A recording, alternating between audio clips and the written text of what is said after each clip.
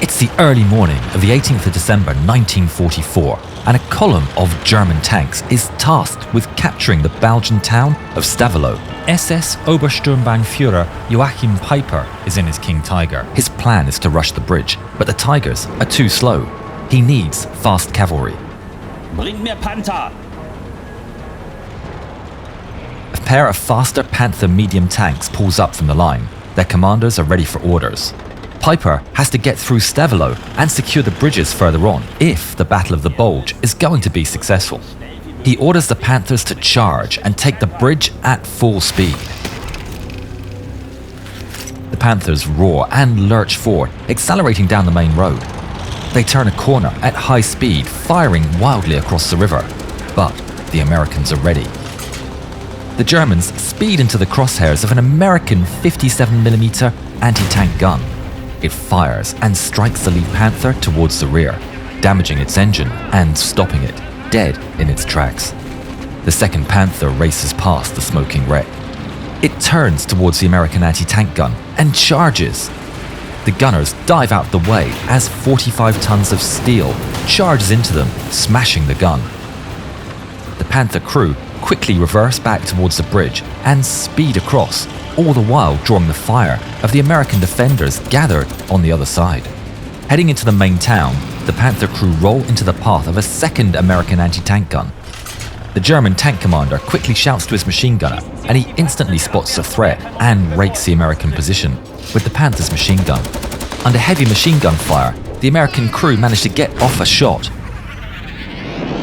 But even at this close distance, it misses. The Germans fire an explosive round at the American gun from point-blank range. The shell streaks over the Americans' heads, deafening them, before slamming into the ground behind them.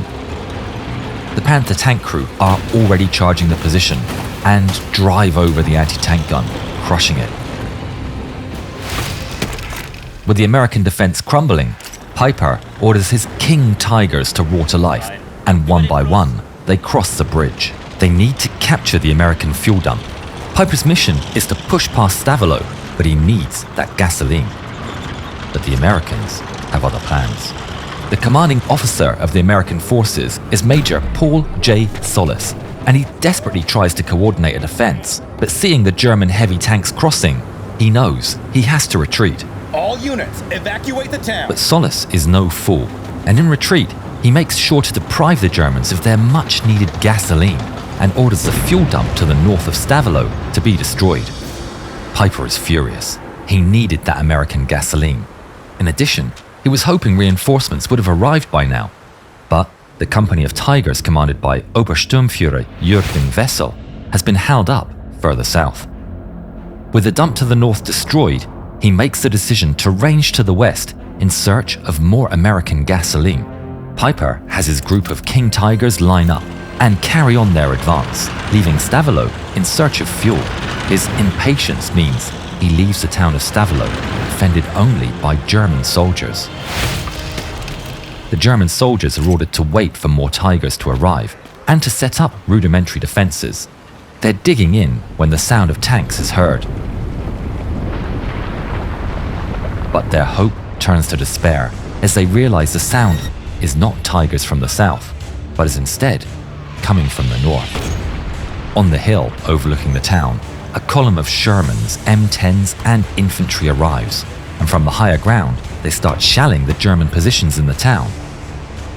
The Germans desperately radio for reinforcements, and the transmission is received by Obersturmführer Jürgen Wessel, who commands the long-awaited company of King Tigers to the south of Stavelot. Wessel tells the soldiers to hold on. He's only hours away. Unsere Männer brauchen Verstärkung. Maybach engines roar.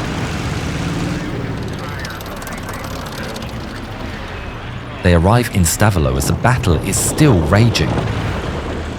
Wessel immediately orders his Tigers to push forward across the bridge, with him in the lead tank. The convoy approaches the bridge, but an M10 on the other side of the river is watching his every move. Fire! A shell strikes Wessel's Tiger on the mantlet. The shot detonates the shell within the Tiger's breech, damaging the gun and causing the gun to recoil into the tank, slamming the loader in the stomach. Los, vorwärts, wir sind ungeschützt. The King Tiger accelerates forward. With multiple streets to choose from, Wessel makes a split-second choice. Nach links. But he chooses poorly and has ordered his men straight into the sights of another M10 tank destroyer. It fires its powerful 76mm gun directly onto the Tiger's thick frontal plate. It doesn't penetrate, but the massive force of the hit shakes Wessel to the core. Zurück, zurück, jetzt! In their haste, the Germans back the 70-ton tank straight through the wall of a house, and the roof comes crashing down. The driver attempts to drive the Tiger out, but the engine dies. Without a gun or an engine, Wessel is quick to order the tank to be abandoned. He and his crew escape the stranded Tiger II before more shots can find their mark. They race back towards the bridge and find only 3 German tanks. The rest have already backed up behind cover and across the bridge. PAK auf den Straßen, schalt sie aus! Jawohl. Wessel sends a second King Tiger out to the American anti-tank defenses, while he goes to a third and commandeers it. Meanwhile, to the west, Peiper is being held up by an American defense. A much-needed bridge is destroyed by a small group of engineers from an American garrison. He's devastated. Days of delay and fighting have been added to the operation in front of his very eyes. Verdammte Pioniere. But it gets worse. He gets word that Stavelot is under attack and orders Sturmbannführer Gustav Knittel to take his battalion and turn back towards Stavelot. Meanwhile, back in Stavelot, Wessel's hold over the bridge is tenuous, and he needs to get the rest of his tanks across. As they roll across the bridge, a terrifying sound is heard. It's American planes. The tank commander's eyes look skyward as a pair of P-47 fighters drop through the clouds. The planes dive towards the bridge as the King Tigers are about to cross. They try to hurry, but are caught in the open. The American aircraft fire rockets at the column. Men dive for cover as explosions fall all around the front of the convoy. The Thunderbolts disappear as quickly as they arrived, leaving carnage Gib mir behind deinen them. Zustandsbericht. Die Führungsfahrzeuge sind bewegungsunfähig. Wir sitzen fest. With their biggest guns stuck behind the damaged tanks, German infantry are now without heavy support and get pushed back house by house. Any cover is annihilated by the American Sherman's main cannons. Meanwhile, the mighty King Tigers left doing little more than firing from the sidelines as their commanders see their men destroyed in the narrow streets. What's left of the battered German soldiers make their way across the bridge to the south of the river, leaving Stavelot in American hands. With the sun falling under the horizon, the bridge becomes no man's land. Under the cover of dark, both armies prepare. M10s and Shermans take ambush positions, while the German panzer crews rush to fix the 2 disabled King Tigers, blocking the way. They successfully remove bent road wheels jamming the system, and the wounded Tigers are back on the move, albeit limping.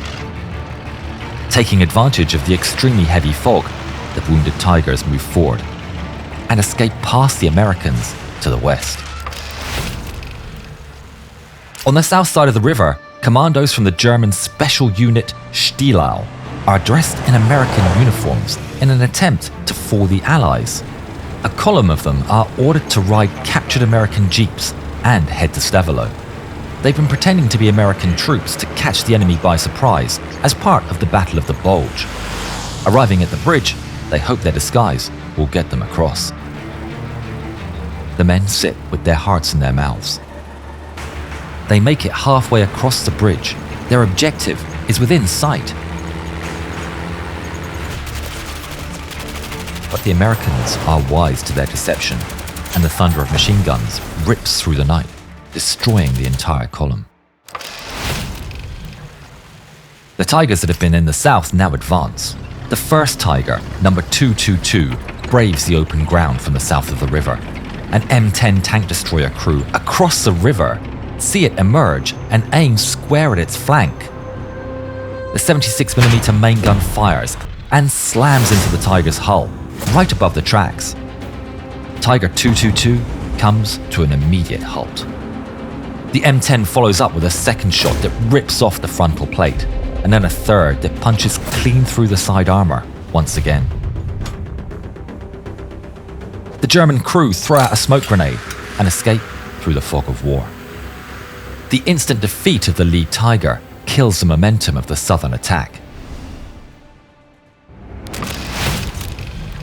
On the northwest, Knittel's armour and infantry push towards the American positions through heavy artillery fire. Explosions rock the earth, which are shrugged off by the Tigers, but devastating the exposed infantry. But they're still pushing the Americans back through Stavelot and threaten to reach the bridge. The Allied commanders realise they might not be able to hold the bridge, so they do the next best thing. A team of US engineers are deployed from the reserve. They race to the riverbank on a jeep covered by lines of machine gunners and anti-tank weapons, all the while exchanging fire with the Germans on the other side. Acting fast, they get under the bridge and rig it up to explode with 1,000 pounds of explosives. All the while, bullets and shells whizzing over their heads. Then, they quickly light the fuse and retreat. The explosion resonates throughout the battlefield. For the German leadership, it drowns out every other communication. It's done. Further west, Peiper is already 3 towns away, hugging the river in search of gasoline. His tanks are almost out of fuel and in desperate need of a resupply. Then he gets the news. Pioniere haben die Brücke von Stavelot gesprengt. Peiper looks furious. Mit allem angreifen! Überquert den Fluss oder sterbt bei dem Versuch! On the early morning of December the 20th, hundreds of SS troops descend into the river. When suddenly, Allied heavy artillery falls upon them. The few survivors that make it out on the other side of the river are cut down.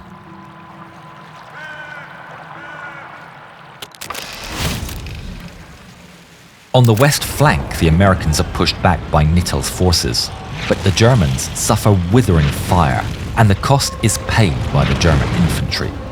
A King Tiger No. 133 is caught by an M10 tank destroyer,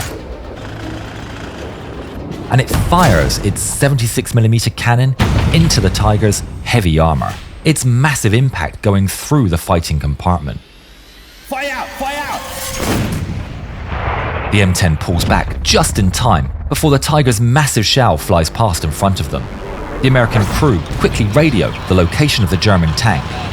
3 Shermans answer the call and close in on the position of the King Tiger. The German crew advance towards the M10 when the first Sherman appears from a side street. Halt! Das Ziel nach links! But they have no time to react. The Sherman fires into its turret.